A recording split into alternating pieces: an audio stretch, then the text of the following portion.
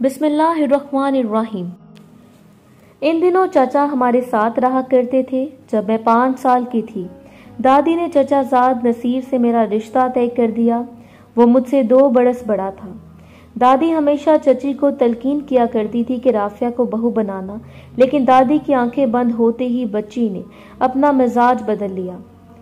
दादी जान की कब्र की मिट्टी अभी गीली थी कि इन्होंने सहन के बीचों बीच दीवार उठा दी। यूं मोहब्बतों के ताजमहल में दरार पड़ गई। पहले हमारा और चचा का मकान एक था, फिर एक के 2 घर हो गए। रफ्ता रफ्ता चची अपने मंसूबे में कामयाब हो गई। हम बच्चों का एक दूसरे के घरों में आना जाना और दुआ सलाम मतरूक हो गई। अब्बू और चचा ने भी दूरी इख्तियार कर ली। जब जरूरत होती वो बाहर मिल लेते। मैं जो नसीर के ठेकरे की मांग थी, इसकी सूरत को तरसने लगी। अम्मी और चची की चपकलिश में हम मासूम दिलों का बेहद नुकसान हुआ। बचपन के बंधन टूट गए और हम घायल परिंदों की मानित नफरतों के जाल में फड़फड़ाते रह गए।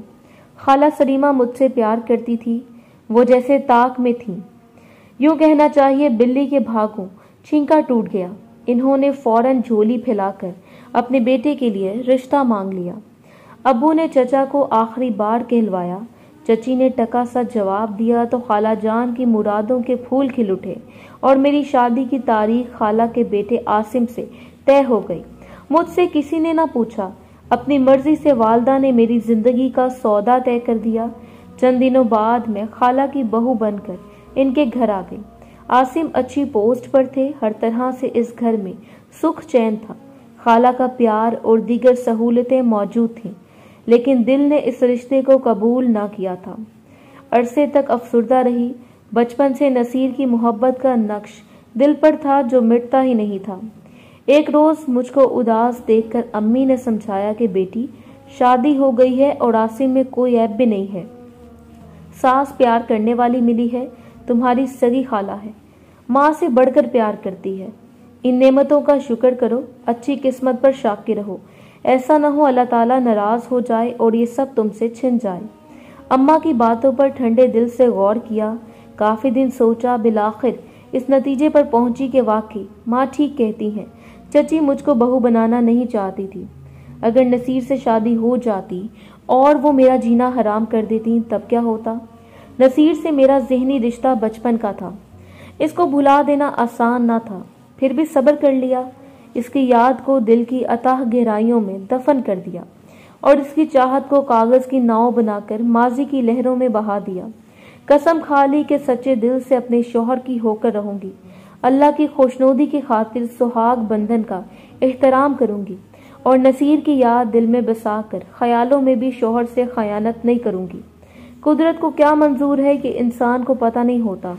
मुझको खबर न थी शादी के 3 बरस बाद अचानक मेरा नसीर से आमना सामना हो जाएगा।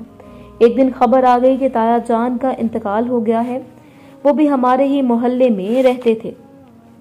सब अजीज रिश्तेदार इनके घर इकट्ठे हो गए। चचा इन दिनों उम्रे पर गए हुए थे। मैयत के घर चची और आसिम आ गए। आपस की रिश्तेदारी थी, ऐसे मौकों पर आमना सामना लाजिम होता है। 3 साल बाद नसीर ने मुझको देखा तो अफसुर्दा हो गया। मैं काफी दुबली और कमजोर हो गई थी। मुझको देखकर इसके चेहरे पर उदासी के बादल छा गए। छोटे से घर में लोगों का रश हुआ तो मेरा दम घुटने लगा, तो छत पर चली गई। मालूम ना था कि वो भी वहां है। लोग जब असर के वक्त आया का जनाजा उठाने आए, दिल पर अजीब वहशत सी तारी थी। सारे घर में कहराम मचा था। आहो बका की आवाजों से मेरा जी बैठ गया। इन दिनों उम्मीद से थी, इस सबब भी शायद मुझको अपना दम घुटता हुआ महसूस हो रहा था। सीढ़ी पर जा बैठी। जब आंखों तले अंधेरा साने लगा तो ऊपर छत पर जाने की सूझी। ख्याल हुआ इस तरह कुछ ताज़ा हवा मिलेगी तो तबीयत बहाल हो जाएगी। यही सोचकर ऊपर चली गई। यह गुमान भी ना था कि वहां कोई और भी मौजूद होगा। जब मैं ऊपर जाने को सीढ़ियां चढ़ रही थी, खाला जान की नजर मुझ पर पड़ गई। खैर छत पर पहुंची तो किसी को चारपाई पर लेटा हुआ पाया।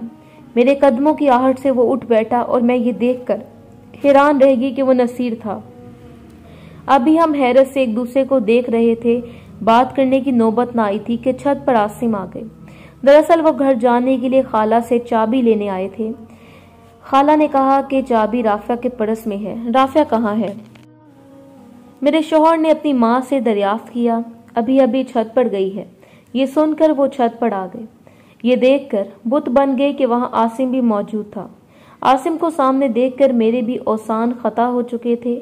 मैंने कोई जुर्म न किया था, फिर भी खुद को मुजरिम महसूस कर रही थी, क्योंकि आसिम जानते थे कि मेरी बचपन की निस्बत नसीर से निस्बत मिली थी। वो यही समझे कि मैं जानबूझकर छत पर इससे मिलने आई हूँ। लम्हा भर बाद वो आगे बढ़े और मुझको बाजू से पकड़कर साथ ले आए। इन्होंने मुझे बामुश्किल परस उठाने दिया। घर आते ही मारने लगे, कुछ इस बुरी तरह से मारा कि मैं तसव्वुर भी ना कर सकती थी। आसिम के अंदर ऐसा शख्स भी छुपा हुआ है। वो बिल्कुल हैवान लग रहे थे। वो शायद मुझको मार ही डालते अगर इस वक्त खाला ना आ जाती। इन्होंने बेटे को पकड़ा और मुझे दूसरे कमरे में जाने को कहा। मैंने दौड़कर अंदर से कमरे की कुंडी लगा ली। जो वाकया हुआ था वो कोई वाकया ना था, महज इत्तफाक था, मगर कोई कुछ और समझ रहा था और मैं नहीं समझा सकती थी कि क्या हुआ और कैसे हुआ। मेरे औसान खता हो गए। सोच भी ना सकती थी कि जिस शख्स को मजाजी खुदा समझकर इसकी अतायत और फर्मा बरदारी में उम्र गुजारने का अहद कर चुकी हूँ, वो मुझसे इतना बुरा सलूक भी कर सकता है। बड़ी देर तक खाला आसिम को समझाती रही। आसिम ने रात को नींद के लिए 2 ख्वाब आवर गोलियां भी खाईं, तब कहीं जाकर सोई। इनके सो जाने के बाद खाला ने कमरे का दरवाज़ा खटखटाया और कहा कि मैं हूँ, राफा दरवाज़ा खोलो, आसिम सो चुका है। तब मैंने दरवाज़ा खोला। खाला ने पूछा कि क्या हुआ और ये कैसे हुआ। मैंने रो कर कस्में खाई और बताया कि खाला मेरा कोई कसूर नहीं है, मुझको वहाँ भीड़ में घुटन हो रही थी, जी मतलाने लगा तो छत पर चली गई। मुझे खबर न थी कि वहाँ नसीर पहले से मौजूद है। खबर होती तो क्यों जाती। इसी लम्हे आसिम भी वहां आ गए। इन्होंने समझा कि मैं नसीर से मिलने ऊपर गई थी। मुझको इसलिए मारा है कि तुम्हारा अभी तक मंगेतर से ताल्लुक कायम है। खाला जी, मुझको अपने पैदा करने वाले की कसम है, ऐसा बिल्कुल नहीं है। शादी के बाद मैं कभी इससे मिली ही नहीं। ये सरासर बहतान है। खाला ने मेरे बयान पर यकीन कर लिया, मुझे गले लगाया। मैं ज़ारो कतार रो रही थी। इनको मुझ पर तरस आया। इस दिन यकीन आ गया कि खाला वाकई माँ की जगह होती है। अगर खाला की जगह चची या कोई और औरत सास होती तो मेरी बातों पर यकीन न करती, बल्कि बढ़ा चढ़ा कर जमाने को सुनाती और मुझे तलाक दिलवा देती। लेकिन खाला ने ऐसा नहीं किया, बल्कि अपने बेटे को समझाया कि मैंने इसको छत पर जाने को कहा था। इस बेचारी को क्या खबर थी कि वहाँ कोई और मौजूद है। इसे मतली हो रही थी, इसलिए ऊपर भेजा था कि सांस बहाल हो जाएगा, घुटन दूर हो जाएगी। खाला ने मामला अपने ऊपर लेकर मेरा पूरा दिफा किया। मेरी कस्मों पर शायद मेरे शौहर को यकीन न आता, लेकिन इन्होंने अपनी माँ की कस्मों पर यकीन कर लिया। कहते हैं कि शकी मर्द के दिल से शक नहीं जाता। आसिम ने भी वक्ती तौर पर यकीन कर लिया, जबकि एक खलिश दिल में थी सो वो मौजूद रही। अब जिंदगी पहले जैसे नहीं रही थी। बात बात पर वो मुझे मेरे मंगेतर का ताना देते थे। इनके तानों ने मेरी जिंदगी को दहकता हुआ जहन्नुम बना दिया। हर दम ये गम तड़पाने लगा कि इनको मेरी पाक दामनी का एतबार नहीं है। वो बात बात पर कहते थे, तुम्हारा माजी मशकूक है, लिहाजा मुझे यकीन नहीं है तुम्हारी कोख में पलने वाली औलाद मेरी है या नहीं। मैं कैसे इसे कबूल करूंगा, किसी तरह बाप का प्यार दे सकूंगा। जब कोई शौहर अपनी बीवी से ऐसी बातें करे तो जिंदगी अच्छी कैसे गुजर सकती है। बिलाशुबा मैं जिंदा शक की चिता में जल रही थी। रोज ही अपने नसीब पर आंसू बहाती थी, उठ उठ कर आंसू रोती थी और सोचती थी कि इस अजाब से तो बेहतर था मैं तलाक ले लेती। इस शख्स ने माँ के मजबूर करने पर मुझे पनाह तो दे दी थी, लेकिन अपनी औलाद को शक भरी नजरों से देखता था। ये बात मेरे लिए सुहाने रूह थी। मैंने मेके जाना तर्क कर दिया, क्योंकि साथ ही नसीर का घर था। आसिम शक करते थे कि मेके में शायद नसीर से मिलने जाती हूँ। जब ऐसी सोच इनको सताती तो बहाने बहाने से झगड़ने लगते थे।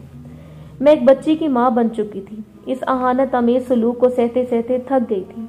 आसिम अपनी बच्ची को भी नहीं उठाते थे। ये मासूम फूल भी बाप की शको शुबे बड़ी नजरों की तभी से मुरझा कर रह गया था। वो इसे उठाना या हाथ लगाना भी गुनाह समझते थे।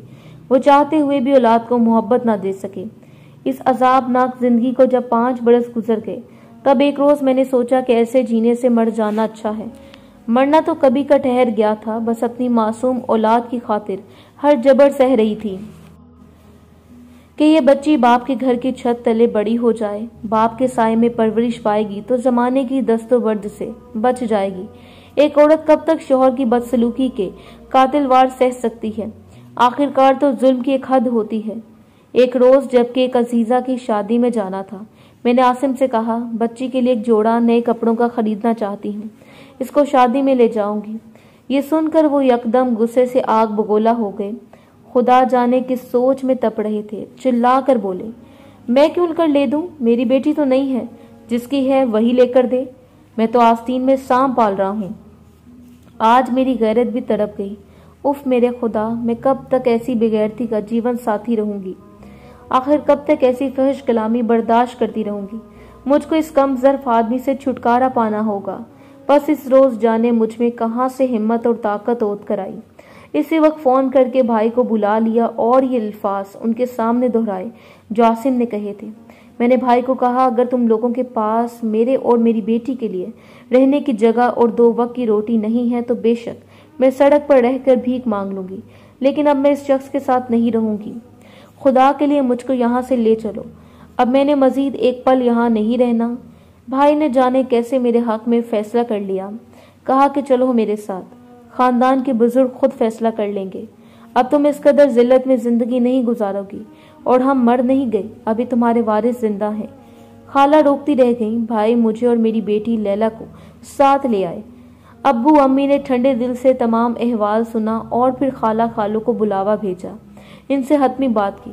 انہوں نے بیٹے کی طرف سے معافی مانگی، لیکن میں نے خالہ اور خالو کے ہمراہ گھر لوٹ جانے سے انکار کر دیا۔ کچھ دنوں کے بعد وہ عاصم کو ساتھ لے کر آئے۔ اس نے امی ابو سے معافی مانگی، یقین دہانی کرائی کہ اب کبھی میں رافعہ کو تنگ نہیں کروں گا اور اچھا رکھوں گا۔ امی ابو نے پوچھا، رافعہ تم کیا کہتی ہو، کیا تمہاری مرضی ہے؟ میں نے صاف منع کر دیا، کہا اگر آپ نے مجھے گھر میں نہیں رکھنا تو میں دارالعمان میں بچی کو لے کر چلی جاتی ہوں، لیکن واپس عاصم کے گھر نہ جاؤں گی۔ والدین نے سمجھایا، رشتہ داروں نے بھی زور لگایا، لیکن میں نہ مانی، کیونکہ میں عاصم کی فطرت کو اچھی طرح سمجھ چکی تھی۔ انسان جان بوجھ کر دیکھتی آگ میں خود کو نہیں کودتا۔ میں بھی نہ گئی، کیونکہ جانتی تھی جاؤں گی تو پھر وہی ہوگا۔ شک کا ناگ عاصم کے اندر گھر گر گیا تھا، جب موقع پائے گا ڈسے گا۔ ابو نے دیکھا کہ واقعی رافعہ نہیں چاہتی، زبردستی کی تو جان سے جائے گی۔ انہوں نے عاصم پر دباؤ ڈالا کہ ہماری بیٹی کو طلاق دے دو، وہ تمہارے ساتھ رہنا نہیں چاہتی۔ ساس کی دلی خواہش تھی کہ میں واپس آ جاؤں، وہ اپنی پوتی سے بھی بہت پیار کرتی تھی۔ مجھے سسرال جانے سے ہی خوف آتا تھا۔ چند دن خاموش رہی، پھر عاصم نے ایک عورت سے مراسم استوار کر لیے۔ ماں سے کہا کہ تنہا زندگی کب تک گزاروں، میں شادی کے بغیر نہیں رہ سکتا، دوسری بیوی کا انتخاب کر لیا ہے، آپ راضی ہو جائیں ورنہ میں خود نکاح کر لوں گا۔ اب خالہ سٹ پٹائیں، بیٹا ہاتھ سے جا رہا تھا اور بہو واپس آنے کو راضی نہ تھی۔ امی سے بات کی، انہوں نے صاف کہہ دیا جو شخص اپنی اولاد کو اولاد تسلیم کرنے پر تیار نہیں ہے، مشکوک نگاہوں سے دیکھتا ہے، اس کے ساتھ رافعہ زندگی کیسے گزار سکتی ہے؟ مایوس ہو کر خالہ نے بیٹے کا دامن تھام لیا۔ عاصم نے اپنی مرضی کی عورت سے نکاح کر لیا۔ ابو نے عدالت میں میرے لیے خلا کا دعویٰ دائر کیا۔ خلا کے بعد میں آزاد تھی، لیکن اپنی بچی کی خاطر دوسری شادی نہ کرنا چاہتی تھی۔ ایک روز چچا اور چچی آئے، وہ امی ابو کو منانے آئے تھے کیونکہ نصیر نے میرے سوا کسی سے شادی سے انکار کر دیا تھا۔ اس نے والدین سے کہا کہ عمر بھر شادی نہ کروں گا، اگر میری خوشی منظور ہے تو تایا سے رافعہ کا رشتہ طلب کیجیے، اب وہ آزاد ہے۔ چچا اور چچی نے بہت زیادہ منت سماجت کی تو امی ابو راضی ہو گئے۔ انہوں نے مجھے بھی سمجھا بجھا کر منا لیا۔ یوں میری شادی نصیر سے ہو گئی۔ اس شادی پر بھی رشتہ داروں نے خوب باتیں سنائی، لوگوں نے انگلیاں اٹھائی۔ عاصم نے خاندان بھر میں پروپیگنڈا کیا کہ رافعہ کے اپنے چچا زاد نصیر سے غلط تعلقات تھے اور شادی کے بعد بھی اس نے اپنے سابقہ منگیتر سے رسم و راہ جاری رکھی، تبھی میں نے بیوی کو چھوڑا ہے۔ بات صحیح ہو یا غلط، پروپیگنڈا بڑا کام کرتا ہے۔ مجھ کو سب نے غلط سمجھا، حالانکہ میرا خدا جانتا ہے میں غلط نہ تھی۔ کبھی شادی کے بعد نصیر سے ملاقات تو کیا، فون پر بھی بات نہ کی تھی، مگر زبانوں پر ایسی باتیں تھی کہ سن کر جی بڑھاتا تھا۔ سچ ہے، لوگوں کے منہ پر ہاتھ نہیں رکھا جا سکتا، ہر کوئی اپنی سی کر گزرتا ہے، لوگ جو کہیں، خاندان والے جو سمجھیں۔ میں نہیں کہوں گی کہ نصیر کی محبت سچی تھی، اسی وجہ سے اس کو میں مل گئی۔ میں اپنے ضمیر سے شرمندہ ہوں اور نہ اپنے خدا سے۔ ہاں، اس کی مشکور ضرور ہوں کہ اس نے طلاق کے بعد مجھ کو ایک نئی پیار بھری اور خوبصورت زندگی عطا کر دی۔ چچی سوچتی تھی کہ یہ رشتہ پہلے کر لیتی تو اچھا تھا، پھر بھی دیر آئے درست آئے۔ ان کا بیٹا خوش ہے تو وہ بھی خوش ہیں، ہم پرسکون زندگی جی رہے ہیں۔ اللہ جانے عاصم کو کیسی زندگی ملی، ہم کو اس سے کیا غرض جس نے اپنی سگی بیٹی سے غرض نہ رکھی۔ ایسے شکی انسان سے خدا ہی بچائے جو اپنی زندگی برباد کر دیتے ہیں اور دوسروں کی بھی۔